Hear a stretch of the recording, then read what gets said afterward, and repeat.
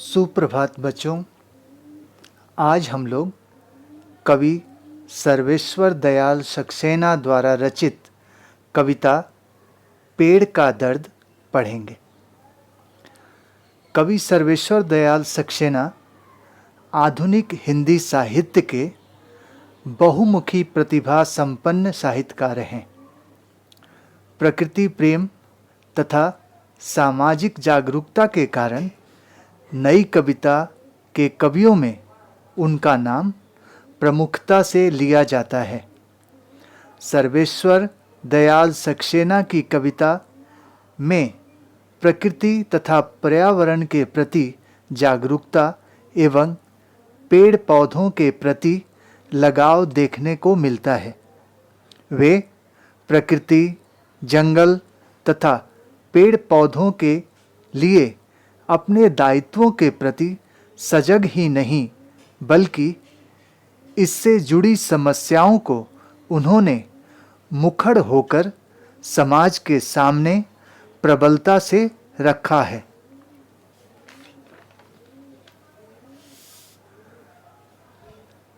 कवि ने कटते जंगलों के प्रति हो रहे निर्ममता तथा निर्दयता को पेड़ की अंतरात्मा बनकर महसूस किया है।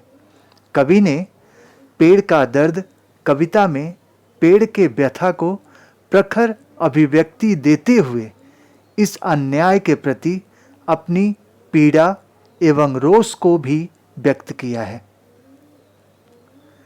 तो आइए हम लोग कविता को अनुच्छेद के क्रम में पढ़ते हैं तथा उसके भावार्थ को समझने का प्रयास करते हैं और उन अनुच्छेदों का व्याख्या भी करते हैं।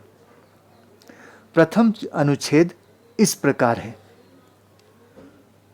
कुछ धुआं, कुछ लपटें, कुछ कोयले, कुछ राख छोड़ता, चूल्हे में लकड़ी की तरह मैं जल रहा हूँ, मुझे जंगल की याद मत दिलाओ। इस अनुच्छेद में कवि ने स्वयं को पेड़ के विनाश की आग में लकड़ी के साथ जलते हुए पाया है। पेड़ कटकर निर्जीव लकड़ी बन जाता है और लकड़ी बनकर जलता है। उसके साथ धुआं, लपटें, कोयला एवं राख के अवशेष में बदल जाता है। इसलिए पेड़ों के निरंतर कटने से धरती हरियाली विहीन होती जा रही है।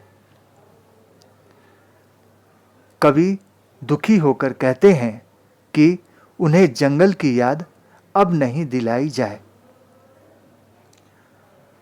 दूसरा अनुच्छेद इस प्रकार है। हरे भरे जंगल की जिसमें मैं संपूर्ण खरा था, चिड़िया मुझ पर बैठ चहचहाती थी, धामिन मुझसे लिपटी रहती थी और गुलदार उछलकर मुझ पर बैठ जाता था। कवि इस अनुच्छेद में कवि हरे भरे जंगल में खड़े पेड़ को याद करते हैं, जहां पेड़ का संपूर्ण अस्तित्व था, जिसकी शाखाओं पर चिड़िया आनंदित होकर मधुर स्वर सुनाया करती थी, जिसके तने से धामिन निश्चिंत लिपटकर सुख और शांति का अनुभव करती थी। गुलदार पक्षी इस डाल से उस डाल पर उछल उछल कर खुशी का इजहार करता था। हरे भरे जंगल मानव जाति को ही सुख और समृद्धि नहीं देते, बल्कि समस्त जीवों को अस्तित्व और आश्रय प्रदान करते हैं। अपने तीसरे अनुच्छेद में हम लोग देखते हैं। तीसरे अनुच्छेद में जो इस प्रकार है। जंगल की याद अब उन कुल्हाड़ियों की याद रह गई है जो मुझ पर चली थीं, उन आरों की जिन्होंने मेरे टुकड़े टुकड़े किए थे, मेरी संपूर्णता मुझसे छीन ली थी। इस अनुच्छेद में कवि ने पेड़ की व्यथा को व्यक्त करते हुए कहा है कि अब उन हरे भरे जंगलों की यादों के स्थान पर उन कुल्हाड़ियों की याद शेष है जो लगातार आघात और प्रहार करके पेड़ों को काट रहे थे। उन आरों की डरावनी आवाज शेष है जिसने पेड़ों को ही नहीं बल्कि मानवता के अस्तित्व को भी खंडित कर अधूरा बना दिया। चौथे अनुच्छेद में कवि ने इस प्रकार लिखा है, चूल्हे में लकड़ी की तरह अब मैं जल रहा हूं, बिना यह जाने कि जो हांडी चढ़ी है उसकी खुदबुद झूठी है या उससे किसी का पेट भरेगा, आत्मा तृप्त होगी। इस अनुच्छेद में कवि ने यह बताने का प्रयास किया है कि पेड़ तो मानवता के प्रति समर्पित होते हैं। जीव मात्र का कल्याण ही उनके जीवन का परम उद्देश्य होता है, लेकिन पेड़ अपने बलिदान के सार्थकता पर सशंकित हैं। वह नहीं जानते कि उसके जलने से किसी का पेट भरेगा, किसी की आत्मा तृप्त और संतुष्ट हो पाएगी या नहीं, या फिर सब कुछ झूठ और छलावा है। वास्तव में यहाँ कवि की विवशता झलकती है कि वे अपने प्रयासों में अब तक सफल नहीं हो पाए हैं। वे लाख कोशिश करने के बावजूद जंगल को समाज के क्रूरता से नहीं बचा पा रहे हैं। मनुष्य प्रकृति के विनाश से अपनी झूठी प्रगति की लोलुपता को पता नहीं कब शांत कर पाएगा। अगले अनुच्छेद में कवि ने लिखा है, बिना यह जाने कि जो चेहरे मेरे सामने हैं वे मेरी आँच से तमतमा रहे हैं या गुस्से से वे मुझे उठाकर चल पड़ेंगे या मुझ पर पानी डाल सो जाएंगे, जंगल की याद मुझे मत दिलाओ। इस अनुच्छेद में कवि यह बताना चाहते हैं कि कवि पेड़ और अपने जलने के दर्द एवं उसके तपिश के आँच के अंजाम पर चिंतित हैं। इस जलन की आँच क्या लोगों में इतना रोष ला पाएगा कि वे जलती लकड़ी को क्रांति के मसाल के रूप में उठाकर इस कुव्यवस्था के विरोध में उठ खड़े होंगे एवं यह मसाल जन आंदोलन बनकर बदलाव लाएगा, या फिर लोगों की उदासीनता उस क्रांति की मसाल को,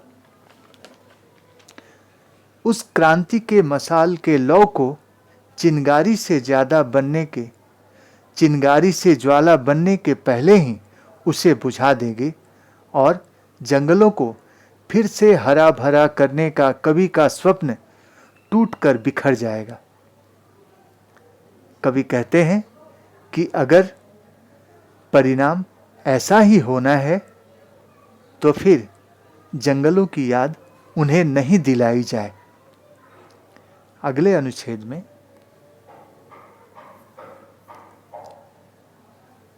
एक एक चिंगारी झड़ती पत्तियां हैं जिनसे अब भी मैं चूम लेना चाहता हूँ इस धरती को जिसमें मेरी जड़ें थीं।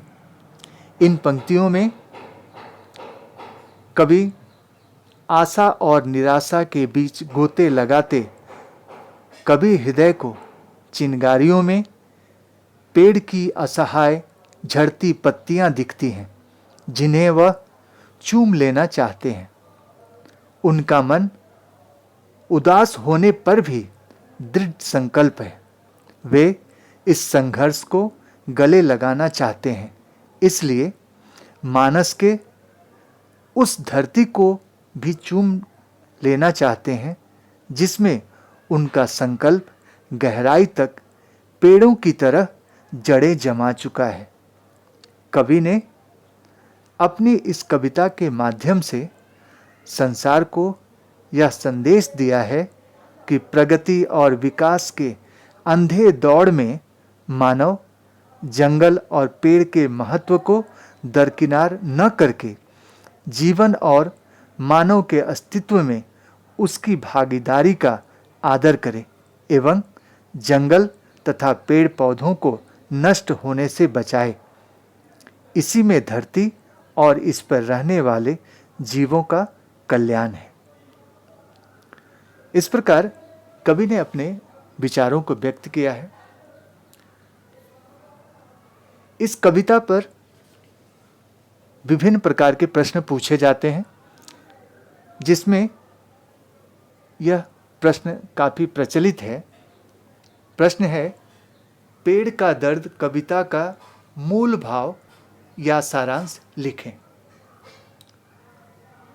हम लोग इस कविता के अध्ययन से इस प्रश्न का उत्तर इस प्रकार लिख सकते हैं।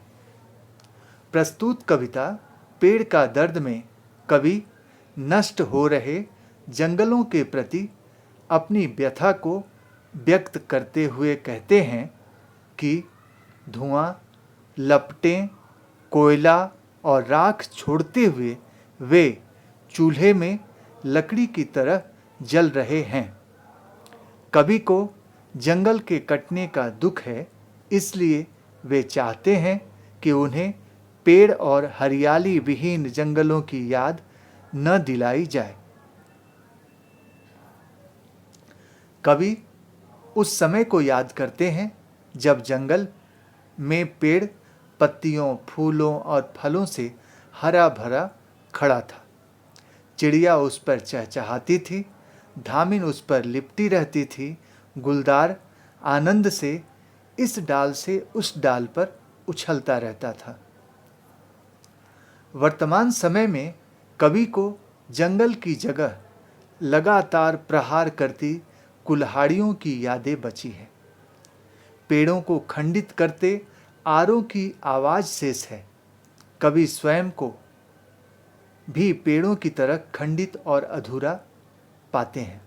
कवि कहते हैं कि लकड़ी की तरह जिस चूल्हे में वे जल रहे हैं, उस चूल्हे पर चढ़ी हांडी से आ रही आवाज़ झूठी है या उसमें पक रहे भोजन से किसी का पेट भरेगा, भोजन करने वाले की आत्मा तृप्त होगी या नहीं, उससे वे अनजान हैं।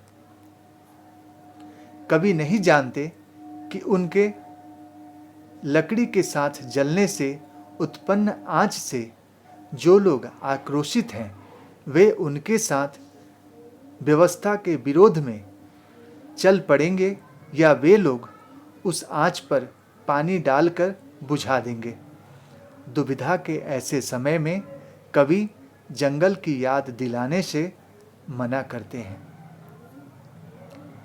कवि को चूल्हे में जलती लकड़ी से निकलती चिंगारी पेड़ से झड़ती पत्तियों सी प्रतीत होती है। कवि इन चिंगारी रूपी पत्तियों को तथा उस धरती को चूम लेना चाहते हैं जिसमें पेड़ों की जड़ें जमी थी।